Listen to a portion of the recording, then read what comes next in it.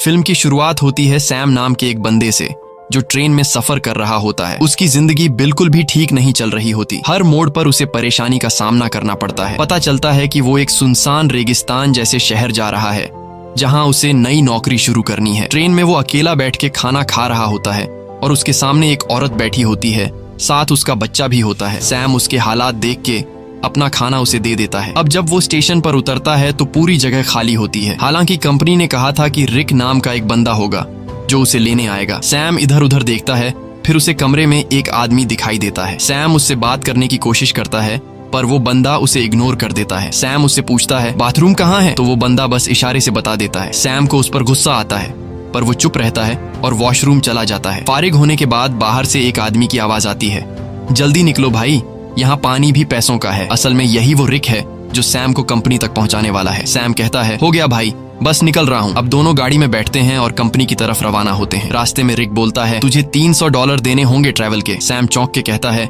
यार कंपनी ने तो कहा था $200। रिक गुस्से में कहता है अगर 300 दे सकता है तो ठीक, नहीं तो उतर जा। सैम सोचता है कि कोई दूसरा रास्ता तो है नहीं, तो वो मान जाता है। थोड़ी देर बाद गर्मी बहुत ज्यादा हो जाती है। सैम एसी ऑन करने की कोशिश करता है। रिक तुरंत गुस्से में कहता है हाथ मत लगाना एसी को वरना इंजन बैठ जाएगा। अचानक गाड़ी का टायर पंक्चर हो जाता है। रिक खुद कुछ नहीं करता और सैम से कहता है चल टायर तू बदल। सैम मजबूरी में टायर बदलने लगता है। इसी दौरान वो देखता है कि एक कुत्ता दूसरे कुत्ते को मार रहा होता है। ये देखकर सैम बहुत ज्यादा डर जाता है। रिक आता है और कहता है ओ भाई कांप क्यों रहा है, ये होता रहता है। फिर वो जख्मी कुत्ते को खुद मार देता है ताकि उसे और तकलीफ ना हो। सैम बड़ी मुश्किल से टायर बदलता है। फिर दोनों वापस गाड़ी में बैठते हैं। रात को फ्यूल भरने के लिए गाड़ी रोकते हैं और वहीं रात गुजारने का प्लान बनाते हैं। दोनों लकड़ियां जमा करते हैं, आग जलाते हैं। रिक पूछता है तू इतनी दूर कंपनी क्यों जा रहा है। सैम कहता है यार जिंदगी बहुत मुश्किल चल रही है, मैं चाहता हूँ किसी का मोहताज न बनूं और मुझे यकीन है कि उस कंपनी में मुझे कोई अच्छी जॉब मिल जाएगी। रिक कहता है तू एक अच्छा इंसान है, लेकिन जिस जगह तू जा रहा है ना वहाँ सब खून चूस लेते हैं, सीधा बंदा वहाँ बचता नहीं। सैम कहता है चलो देखते हैं क्या होता है। अगले दिन फिर सफर शुरू होता है। अब सैम ड्राइव कर रहा होता है। रिक सो जाता है। गर्मी ज्यादा होने की वजह से सैम चुपके से एसी ऑन कर देता है। थोड़ी देर बाद इंजन बैठ जाता है। रिक जाग जाता है और सैम पर गुस्सा हो जाता है। ओ भाई मैंने तुझे कहा था ना एसी को मत छेड़। वो गुस्से से गाड़ी से बाहर निकल जाता है। सैम भी उतरता है और रिक से माफी मांगता है। रिक को और गुस्सा चढ़ जाता है। बोलता है चुप कर, तेरी आवाज ना सुनूं। इसके बाद सैम पेशाब करने जाता है। थोड़ा दूर जाकर वो एक चमकता हुआ पत्थर देखता है। करीब जाकर जब वो गौर से देखता है तो पता चलता है कि ये तो खालिस सोना है। वो फौरन रिक को बुलाता है, ओए इधर आ, चेक कर, कहीं मैं सपना तो नहीं देख रहा। रिक जैसे ही देखता है शॉक हो जाता है। वो लाइटर निकालता है, आग जलाकर चट्टान पर रखता है। बोलता है अगर काला हुआ तो नॉर्मल पत्थर वरना खालिस सोना। चट्टान जैसी की तैसी रहती है, मतलब सोना कंफर्म। अब दोनों सामान निकालते हैं, गड्ढा खोदने लगते हैं ताकि सोना निकाल सकें। पूरी ताकत लगाते हैं लेकिन चट्टान हिलती भी नहीं। रिक रस्सी की मदद से सोने को गाड़ी से बांधने की कोशिश करता है ताकि खींच सके, लेकिन रस्सी टूट जाती है क्योंकि सोना भारी होता है। इसके बाद दोनों लगे रहते हैं, सारा दिन खुदाई करते हैं। अब सूरज डूबने लगता है। रिक कहता है जल्दी से लकड़ियां जमा कर क्योंकि जंगली कुत्ते आसपास घूम रहे हैं, रात को हमें काट लेंगे। अगर हम आग जला लें तो वो डर के भाग जाएंगे। दोनों लकड़ियां जमा करते हैं, आग जलाते हैं, खुशी में गाने बजाने और नाचने लगते हैं। रिक सैम को गले लगाकर कहता है तुझे मैं फुल एसी वाली कार दिलाऊंगा।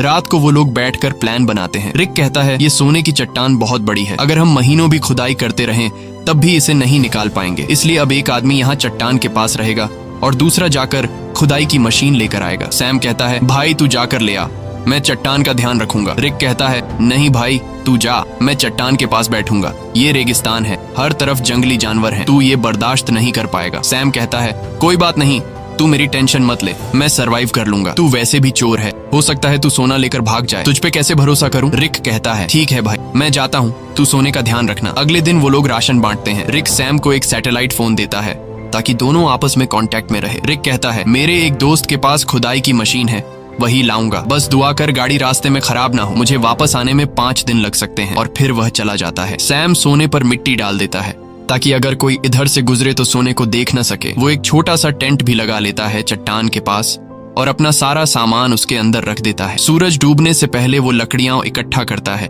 ताकि रात को आग जला सके। रात को वो आग जलाकर बैठ जाता है, खाने में से थोड़ा सा खाता है और बाकी रख देता है। अचानक उसे जंगली कुत्तों की आवाजें सुनाई देती हैं और उसे एहसास होता है कि अकेले होने की वजह से वो आसान शिकार है। वो डर जाता है और चाकू हाथ में लेकर सो जाता है। अगली सुबह सूरज की तेज धूप से उसकी आंख खुलती है। बहुत गर्मी और थकावट होती है। नींद पूरी नहीं हुई होती और सूरज की तपिश उसकी स्किन जला रही होती है। तभी सैटेलाइट फोन की बेल सुनाई देती है। सैम दौड़कर फोन तक जाता है लेकिन कॉल कट चुकी होती है। वो टेंट में बैठा सोने को देख रहा होता है और सोचता है कि सोना बेचकर सबसे पहले एक बड़ा घर खरीदूंगा। फिर सैम पास के इलाके में घूमता है। थोड़ी दूरी पर उसे एक क्रैश प्लेन दिखाई देता है। वो फौरन उस क्रैश प्लेन के पास जाता है और वहीं रहने का फैसला करता है, लेकिन वहां से सोने की चट्टान उसकी नजरों से दूर होती है। इसलिए वो प्लेन के कुछ टुकड़े उठाकर चट्टान के पास एक टेंट बना लेता है। सैम कुछ देर के लिए आराम करने लगता है ताकि पानी की बचत हो और थकान कम हो। अचानक बाहर से कुछ ऐसी आवाजें सुनाई देती हैं जैसे कोई सोने की चट्टान चोरी कर रहा हो। वो बाहर निकलता है लेकिन कुछ नहीं होता। चट्टान वैसे की वैसे होती है। वो चट्टान के पास बैठ जाता है। तभी उसे एक आइडिया आता है कि क्यों न चट्टान से एक सोने का टुकड़ा काट लिया जाए। सैम पत्थर उठाकर सोने को तोड़ने लगता है और वो सोने का एक बड़ा सा टुकड़ा तोड़ने में कामयाब हो जाता है और उस पर से मिट्टी साफ कर अपने पास रख लेता है। इसी दौरान रिक की कॉल आती है। सैम बोलता है, ओ भाई तू है कहाँ? सूरज ने मेरा हाल बुरा कर दिया है। रिक कहता है, यार इंजन खराब हो गया है, थोड़ा लेट हो जाऊंगा। सैम कहता है, जल्दी कर, प्यास से मर जाऊंगा। रिक कहता है, मुझे आने में थोड़े दिन और लगेंगे, और फोन काट देता है। रात को सैम आग के सामने बैठा होता है तो कुत्ते चारों तरफ से आवाजें निकालने लगते हैं। सैम को डर लगता है कि कहीं सब कुत्ते एक साथ हमला न कर दें। वो हाथ में जलती हुई लकड़ी पकड़ लेता है ताकि कुत्ते भाग जाएं। वो रात भर कुत्तों के डर से जागा रहता है। सुबह होती है, वो सोना चाहता है लेकिन सूरज ने उसकी खाल जला दी होती है। दर्द से वो सो नहीं पाता। वो पानी पीने जाता है लेकिन पानी भी बहुत कम बचा होता है। इतने में वो देखता है कि एक सांप उसकी तरफ आ रहा है। वो उसे मारने की कोशिश करता है ताकि खा सके, क्योंकि खाना भी लगभग खत्म हो चुका होता है। लेकिन सांप को मारते वक्त पानी की बोतल गिर जाती है और बस थोड़ा सा पानी बचता है। फिर वो दोबारा प्लेन वाले एरिया में जाता है, उम्मीद करता है कि शायद कुछ खाने पीने को मिल जाए। तभी वो देखता है कि दूर से एक इंसान आ रहा है। वो फौरन अंदर जाकर प्लेन में छुप जाता है, लेकिन वो इंसान प्लेन के पास आ जाता है और सैम को बाहर आने को कहता है। करीब आकर पता चलता है कि वो तो एक लड़की है जो उससे बात करना चाहती है, लेकिन सैम उससे बात करने को तैयार नहीं होता।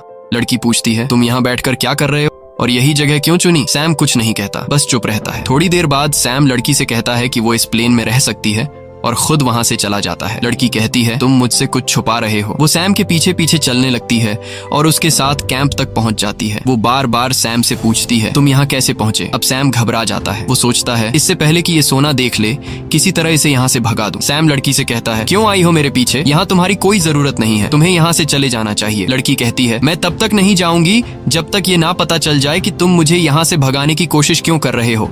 जरूर तुम मुझसे कोई राज छुपा रहे हो। उसी वक्त उसकी नजर सोने पर पड़ती है। वो कहती है, अच्छा तो ये बात है, पूरे सोने के मालिक बन बैठे हो, ये सारा खजाना अकेले ले जाओगे? अब मेरी बात सुन, मैं तब तक यहाँ से नहीं जाऊंगी जब तक इसमें से मुझे आधा हिस्सा नहीं मिलेगा। सैम को गुस्सा आ जाता है।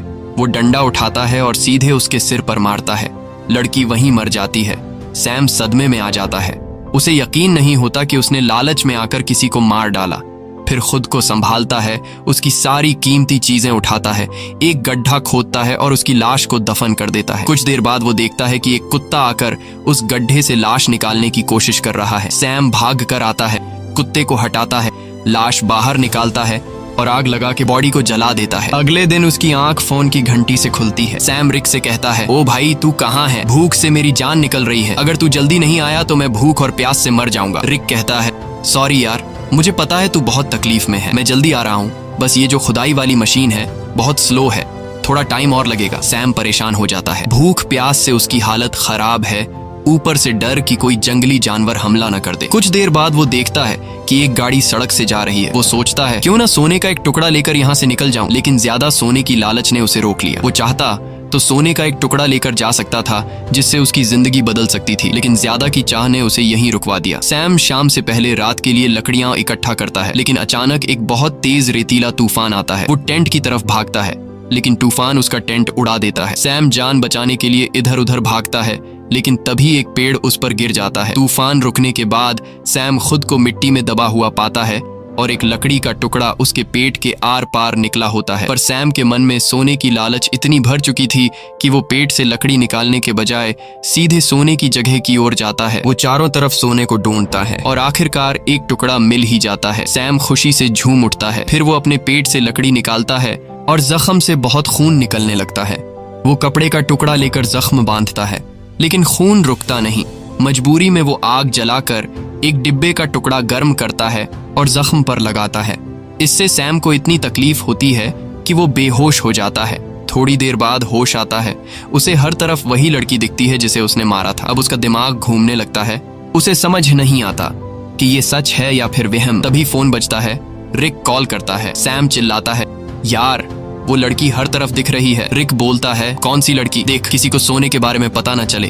अगर किसी को पता चल भी गया हो तो उसे मार डाल। लेकिन सैम की हालत इतनी खराब होती है कि वो किसी को मार तो क्या, अपने पैरों पर खड़ा भी नहीं हो सकता। वो जमीन पर रेंग रहा होता है। जवाब देने की भी हिम्मत नहीं होती। अचानक वही लड़की सामने खड़ी नजर आती है, लेकिन इस बार उसके चेहरे पर कोई जख्म नहीं होते। वो सैम को पानी पिलाती है और मदद करने को कहती है, लेकिन सैम सोने की लालच में इतना अंधा हो गया था कि वो मदद लेने से भी इनकार कर देता है। सैम डरते हुए कहता है, मैंने तुम्हें मार डाला था, दूर रहो। वो बोलती है, बस इतना बता दो, क्या मेरी जुड़वा बहन यहाँ से गुजरी है? तब सैम को यकीन हो जाता है कि ये वहम नहीं है, बल्कि ये उसी लड़की की बहन है जिसे उसने मारा था। सैम कहता है, नहीं, मैंने कुछ नहीं देखा, बस तुम यहाँ से चली जाओ। जिसके बाद वो लड़की वहाँ से चली जाती है। कुछ देर बाद जंगली कुत्ते उसके पास आने लगते हैं और उसे चारों तरफ से घेर लेते हैं। वो तुरंत रिक को फोन करता है। वो रिक से पूछता है कि तुम कहाँ हो, जल्दी आओ नहीं तो ये कुत्ते मुझे मार डालेंगे। वो रोने लगता है। रिक से रिक्वेस्ट करता है कि प्लीज जल्दी आ जाओ, मैं मरने वाला हूँ। रिक कहता है, रुक जा, मैं बस पहुंचने वाला हूँ। तभी अचानक कुत्ते हमला कर देते हैं। एक एक करके सब उसे नोचने लगते हैं। यहाँ हम देखते हैं कि रिक सैम से दूर बैठकर दूरबीन से सब कुछ देख रहा होता है। असल में वो कई दिन पहले मशीन लेकर वहां पहुंच गया था और बस वो सैम के मरने का इंतजार कर रहा था ताकि वो अकेले सारा का सारा सोना ले जा सके। जिसके बाद रिक छिपकर खड़ा होता है।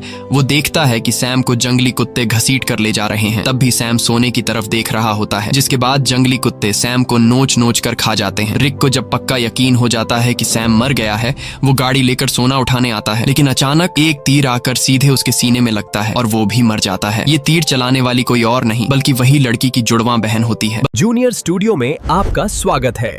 कृपया चैनल को लाइक और सब्सक्राइब करें।